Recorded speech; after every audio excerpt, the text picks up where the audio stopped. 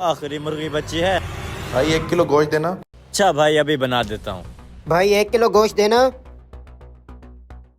बना देता हूँ भाई, 1 किलो गोश्त देना। भाई मुर्गी आखिरी बची हुई है, ऐसा करता हूँ तीनों को थोड़ा थोड़ा गोश्त दे देता हूँ। कल नया माल आएगा, कल फिर से गोश्त ले लेना। यार असल में मेरे मेहमान आए हुए थे, पार्ट तो कम जाएगा। चलो जितना बनता है दे दो। ठीक है भाई, दे दो। ठीक है भाई, दे दो। ये ले।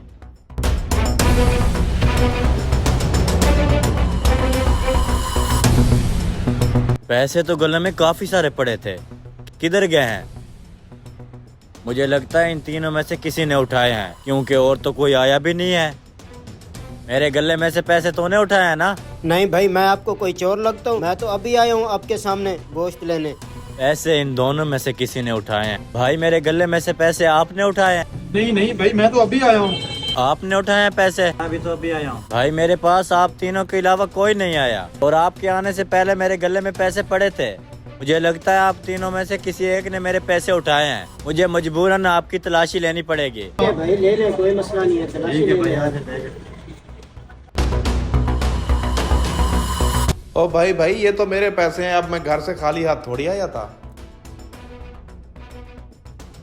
भाई ये तो मेरे अपने पैसे हैं, मैं घर से खाली हाथ थोड़ी आया था।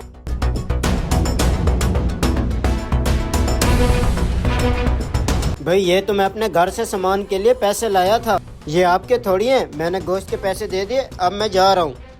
ऐसे तो मैं तुम लोगों को नहीं जाने दूंगा। पैसे तो तुम तीनों में से किसी एक ने उठाए हैं, अब इसका फैसला सरदार करेगा। चलो सरदार के पास। ये रहा सरदार साहब का घर, चलो चल कर फैसला करवाते हैं।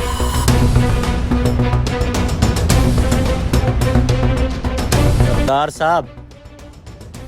ओ हाँ शबीरे, खैर तो है? आज फिर तुम्हारी मुर्गियां चोरी हो गई हैं क्या? नहीं सरदार साहब, इस बार मुर्गियां नहीं, इस बार मेरे पैसे चोरी हुए हैं। मुझे इन तीनों पर शक है। तुम्हें इन तीनों पे ही शक क्यों है? इसकी क्या वजह है? क्योंकि सरदार साहब इन तीनों के अलावा मेरे पास कोई नहीं आया, और इनके आने से पहले मेरे गले में पैसे पड़े थे। देखो, तुम तीनों में से जिसने पैसे उठाए हैं वो शराफत से बता दो, क्योंकि आज तक कोई ऐसी चोरी नहीं है जिसका फैसला मैं ना कर सका हूँ। अगर तुम खुद बता दोगे तो अच्छा होगा, वरना मैं अपने तरीके से पता कर लूंगा। सरदार साहब, मैं तो गोश्त लेने आया हुआ था, मेरे मेहमान आए हुए। ये खामखा मेरे ऊपर इल्जाम लगाई जा रहा है, मुझे समझ नहीं आ रही इसको क्या हो।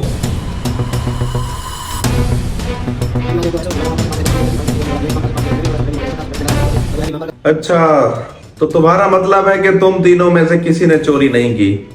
शबीरे, ऐसा करो, बारी बारी इनकी तलाशी लो और इनकी जेब से जो निकले वो मुझे दिखाओ। जी सरदार साहब, जैसे आपका हुक्म।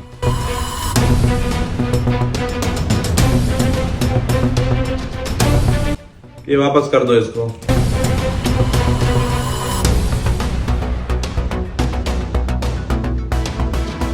ये भी वापस कर दो, इसकी तलाशी लो।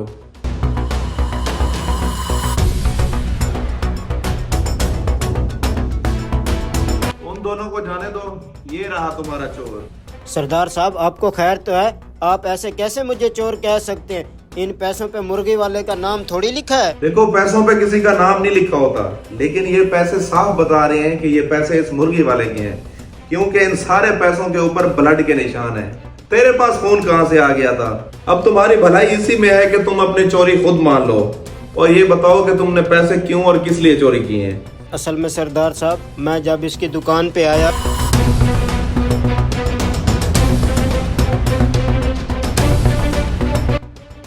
इसको काम में मसरूफ देखकर मैंने मौके का फायदा उठाया और मैंने हाथ साफ कर लिए। लो भाई, तुम्हारा तो फैसला हो गया।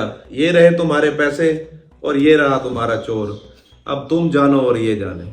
शुक्रिया सरदार साहब, आज तो मैं इसे ऐसा सबक सिखाऊंगा, ये ऐसा काम करने का सोचेगा भी नहीं। चल नंडे।